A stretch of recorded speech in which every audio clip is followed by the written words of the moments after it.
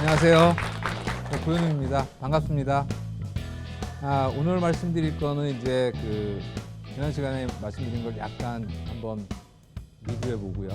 그다음에 우리 몸이 어떻게 구성되어 있으며 또 크게 볼 것과 작게 볼 것을 우리가 설명을 드리도록 하겠습니다. 제가 지난 시간에 생명의 정의에 대해서 얘기를 했죠. 생명은 외부 및 내부에서 발생한 자극에 대해서 스스로 반응할 수 있는 능력을 지닌 개체를 우리가 생명이라고 얘기한다고 말씀드렸고요. 우리가 자연현상에는 생명현상과 무생명현상이 있는데, 무생명현상인 고체, 액체, 기체 세 가지 상태가 있는 것처럼 우리 생명체도 마찬가지로 건강, 질병, 그 사이인 반건강, 그렇게 반응을 한다고 얘기했잖아요. 그래서 우리가 스트레스라고 하는 거는 좋은 스트레스도 있고 나쁜 스트레스도 있습니다. 그래서 좋은 스트레스도 필요하고 실은 나쁜 스트레스도 완전히 없앨 수는 없어요.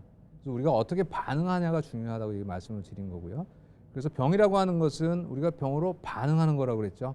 그렇기 때문에 우리가 원인도 제거해야 되겠지만 우리가 그렇게 반응하지 않도록 하는 것도 중요합니다. 어떤 사람, 두 사람이 있을 때 똑같이 약간 상한 음식을 먹었다 치더라도 어떤 사람은 바로 화장실을 가게 되고 어떤 사람은 멀쩡한 경우가 있는 거 여러분 아시잖아요. 똑같은 거 먹은 건데 한 사람은 괜찮고 한 사람은 설사하고 배 아프고 뭐 이런 사람이 생기는 이유는 결국은 내가 그렇게 반응하는 거거든요. 만약에 사람이 다 똑같다고 그러면 상한 거 먹으면 똑같이 아파야 되고 설사해야 되고 또 뭐 똑같이 반응해야 되고 하잖아요. 근데 우리는 살다 보면 같은 자극에 대해서 굉장히 다양한 반응들을 하게 되잖아요. 그게 이제 나중에 설명드리겠지만 사람은 다 다른 거예요. 하나도 똑같은 사람이 없어요, 실은. 어머니 뱃속에서 일란성 쌍생아로 나온 사람들도 나중에 달라집니다. 인생의 여정이 달라져요. 여러분 혹시 이틀 전에 뭐 드셨는지 기억하고 계신 분 있어요? 이틀 전에 내가 아침은 뭐 먹었고 점심은 뭐 먹었고 저녁은 뭐 먹었는지 기억하시는 분 있습니까? 아마 없을 거예요. 저도 예전에는 기억 안 했습니다. 근데 그게 굉장히 중요합니다. 이제 우리가 음식물을 어떻게 섭취할 거냐에 대한 그런 항목에서 설명을 드리겠지만 이 세상의 모든 음식이 모든 사람에게 다 좋고 이 세상에 어떤 음식이 모든 사람에게 다 나쁘다 하는 것도 별로 없습니다. 자, 그럼 우리 인체가 어떻게 만들어져 있는지에 대해서 좀 설명을 드릴게요. 우리가 최초에 어머니 뱃속에 이렇게 알이 하나 들었어요. 그래서 우리가 알이라고 안 그러고 그걸 난자라고 이렇게 얘기하죠. 난자. 그래서 어머니하고 아버지하고 사랑을 하시면 이렇게 아버지의 정자가 이제 난자를 향해서 마구 헤엄쳐 갑니다. 엄청나게 많은 양의 이제 정자들이 헤엄쳐 가다가 오직 한 마리만이 이 머리를 난자에다가 결합을 시켜서 이 안으로 들어가게 돼요. 그래서 이걸 우리가 수정된다 이렇게 얘기를 하죠. 그럼 이때부터 이제 수정란이 되면 생명의 근원적인 태아가 발생하기 시작을 하는 겁니다. 그러면 분명히 이때는 세포가 한 개였죠. 한 개. 자, 여러분 자동차 부품의 개수가 대충 몇 개쯤 되는지 아세요? 보통 한 2만 개 됩니다. 2만 개. 자, 자동차는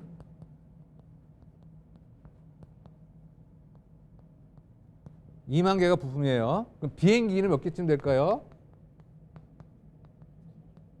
여기에 10배쯤 됩니다.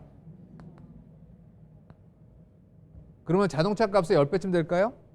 아니죠. 그러면 사람은 세포 수가 몇 개나 될까요? 100억 개 된다고 생각하시는 분, 100억 개. 100억 개 넘는다고 생각하시는 분. 한 분, 두 분.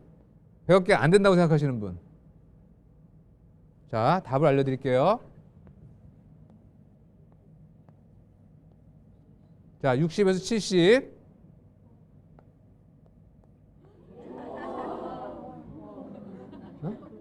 자, 60에서 70 조개가 됩니다. 자, 그러면 얘를 만약에 우리가 자동차 값을 한 2천만 원 한다 그러면 이거는 몇백억 하죠? 그러면 이걸 그 개수로 따지면 어떻게 될까요? 그래서 생명체가 존엄할 수도 있는 거예요. 더 그거 이외에 존엄성이 있지만. 그런데 문제는 자동차하고 비행기는 부품의 개수입니다. 이건 부품이에요. 부품은 혼자서는 기능할 수 없어요. 그렇죠? 부품이 모여서 자동차가 되거나 비행기가 되거나 배가 되면 바다를 운행할 수도 있고 하늘을 날 수도 있고 길을 다닐 수도 있죠. 근데 사람의 세포는 부품이 아닙니다. 세포 하나가 옹고탄, 하나의 생명체예요. 그래서 우리 몸은 60 내지 70조의 세포가 모여서 하나의 몸이 된 거예요. 그래서 우리 몸은 부품으로 조립된 것이 아니라 하나의 세포에서 하나의 몸으로 우리가 성장 발육한 겁니다. 이게 자동차나 비행기나 배와 같은 기계와 사람의 몸이 다른 거예요. 그래서 이걸 달리 표현하면 세포의 건강이 우리 몸 전신의 건강을 그대로 반영하는 거라고 해도 과언이 아닙니다. 그래서 우리가 건강이라고 하는 것은 이렇게 큰 틀에서 우리가 이렇게 큰 틀에서 봐야 되는 경우도 있고 또 다른 면으로 놓고 보면 세포 하나하나의 건강에 의해서도 결정되는 거잖아요. 그래서 우리 몸은 지금 설명드린 것처럼 하나의 세포가 점점점 분화해서 이게 60에서 70조 개나 되는 세포로 만들어진 또 하나의 독립된 개체입니다. 근데 우리가 자동차나 비행기는 어느 한 군데가 문제가 생기면 바로 서요. 바퀴 하나 빠지면은 바로 쓰게 되죠. 못 가잖아요. 근데 사람은 왼쪽 다리가 만약에 문제가 생기든 쩔뚝쩔뚝하고 걷죠. 이렇게 못 걷지 않는다고요. 빌려오는 거예요. 그래서 아까 얘기한 것처럼 우리가 발바닥이 아플 때 이제 제일 먼저 발바닥을 영상의학적으로 이렇게 봅니다. 근데 발에 문제가 별로 없어요.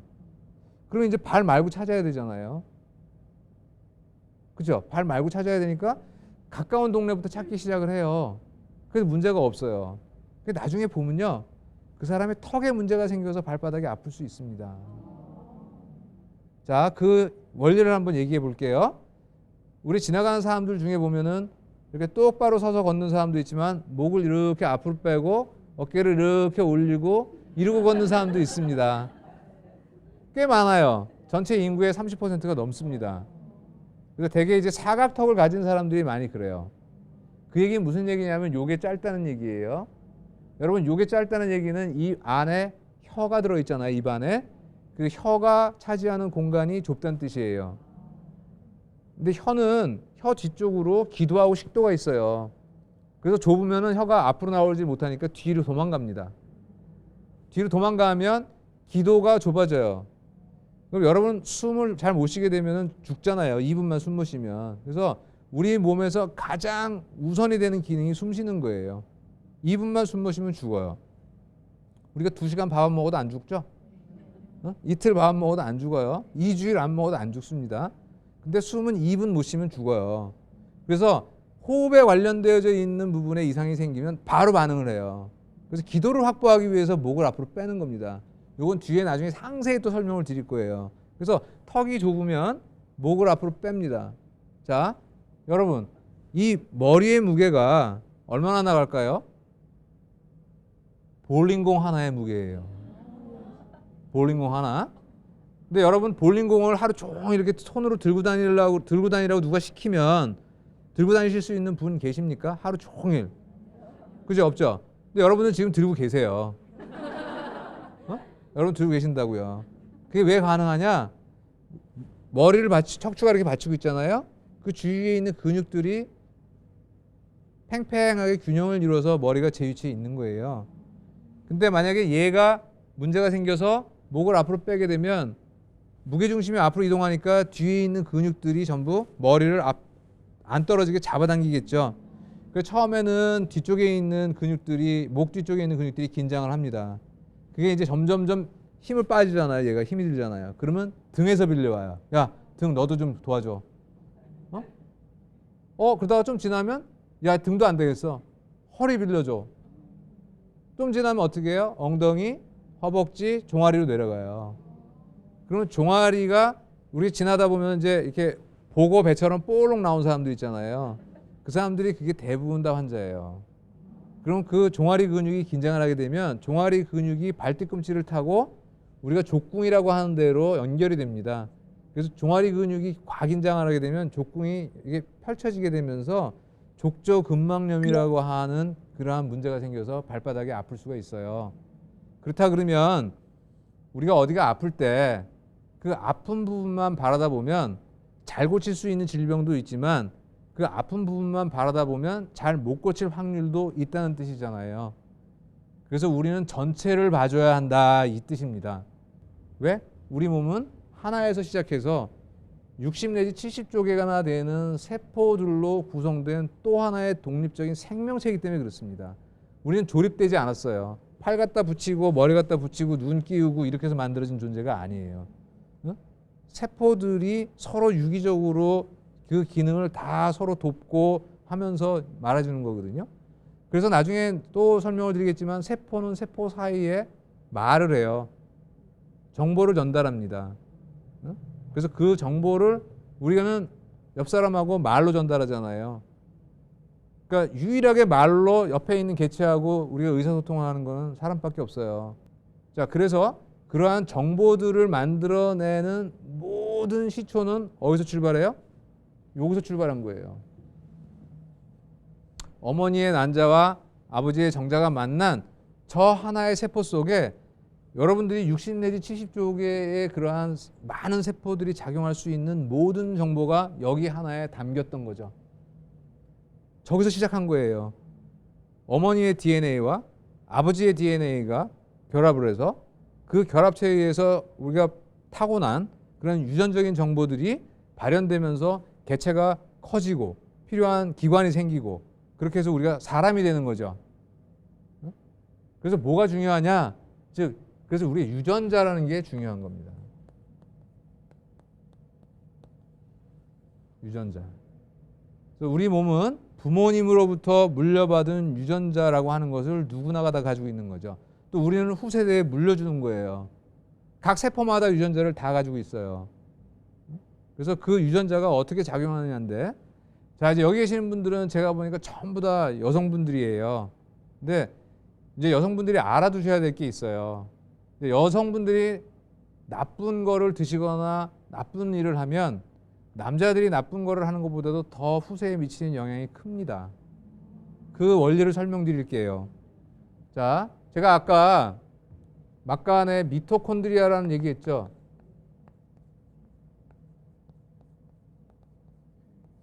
요거는 보통 세포 하나에 세포마다 이제 종류별로 다 이제 개수가 다른데요. 평균 200에서 한 400개 정도 있는 세포 내의 기관입니다. 우리말로는 사립체라고 얘기를 하고요. 근데 저게 하는 역할은 뭐 굉장히 많은데 그 중에 이제 흔히 알고 있는 것이 우리가 필요로 하는 에너지를 만들어내는 거예요. 여러분 우리나라 사람들이 해외에 나가면은 우리나라 돈 쓸 수 있나요? 못 쓰죠. 근데 주로 달러 쓰잖아요. 그래서 이제 이걸 우리가 보통 기축통화라고 얘기하잖아요. 통화라고 얘기하잖아요. 그래서 우리 몸도 우리 몸에서 필요로 하는 에너지를 써야 돼요. 근데 그 에너지의 통화 역할을 하는 게 ATP라고 하는 물질이에요. 얘는 눈동자를 움직이는 데도 쓰고 숨 쉴 때도 쓰고 소화할 때도 쓰고 말할 때도 쓰고 들을 때도 쓰고 볼 때도 쓰고 다 씁니다. ATP를 써야 우리가 쓰는 거예요. ATP 없으면 우리는 못 살아요. 그 ATP를 누가 만드느냐 하면 이 미토콘드리아라고 하는 세포 내 기관이 만드는데 통상적으로 조직에 따라 다르지만 심장은 약 4,000개 정도가 있어요. 왜? 계속 뛰어야 되니까. 그죠? 그래서 보통 근육에 보통 400개 이상 있고요. 그래서 이 미토콘드리아라고 하는 것이 이제 아주 중요한 역할을 합니다. 근데 독특하게도 저 미토콘드리아는 우리 세포 안에서 유전자를 가지고 있는 기관이 핵인데요. 핵 말고도 DNA를 가지고 있는 부분이 미토콘드리아예요. 왜 그러냐 하면 저게 원래는 우리 세포 안에 들어있던 게 아니라 외부에 있던 것이 우리 안으로 들어와서 기생하고 있다가 결국은 우리 몸의 하나의 부분이 된 거예요.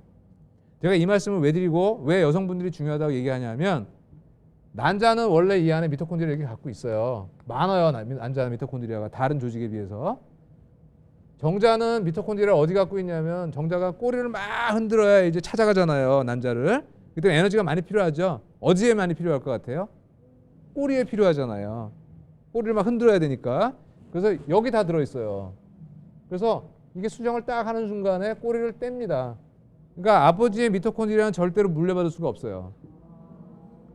제 몸속 안에 들어있는 미토콘드리아는 우리 어머니한테 물려받은 거고요. 우리 어머니는 우리 어머니의 어머니로부터 물려받은 거지 아버지 미토콘드리아는 못 물려받습니다. 그래서 우리가 예전에 무슨 어르신들이 뭐 누구를 잘 골라야 뭐 애가 어떻고 뭐 이런 얘기 하잖아요.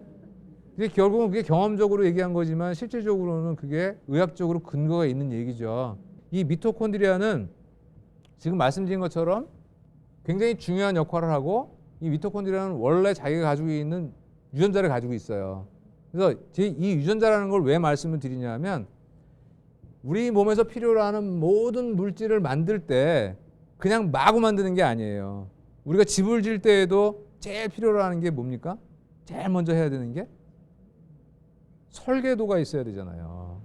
그래야 문을 여기서부터 몇 센치에다가 얼마만큼의 크기를 내고, 그런 설계도가 없으면 나중에 해보면 문이 가서 바짝 붙어 있을 수도 있고, 뭐 바깥으로 열려야 되는데 안으로 열릴 수도 있고, 굉장히 복잡한 문제들을 일으키기 때문에 처음부터 우리가 설계도라는 걸 가지고 이제 집을 짓고 또 기계를 만들고 하는 이유가 문제를 적게 일으키기 위해서 우리가 만드는 거죠.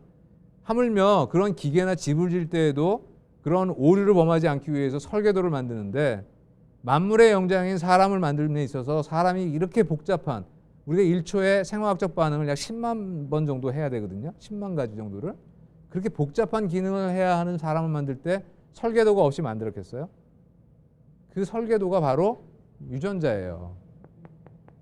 유전자. 그래서 모든 생명체는 다 각자 고유의 유전자를 부모로부터 물려받고 다음 세대에 물려줍니다. 그래서 이 유전자는 마치 운명과도 같은 거죠. 2000년도 이전에는 유전자는 운명이었어요.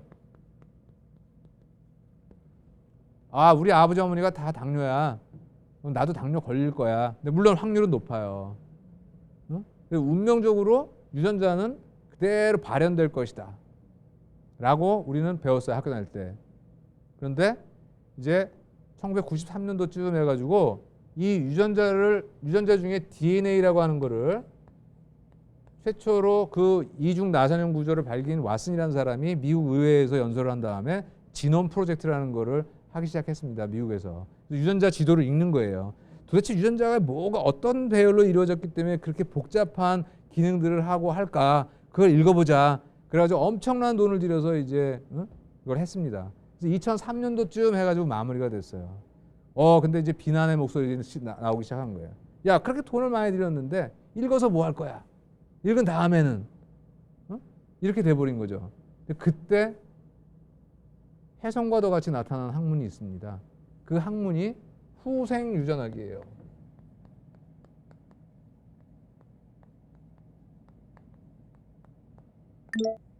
후생 유전학.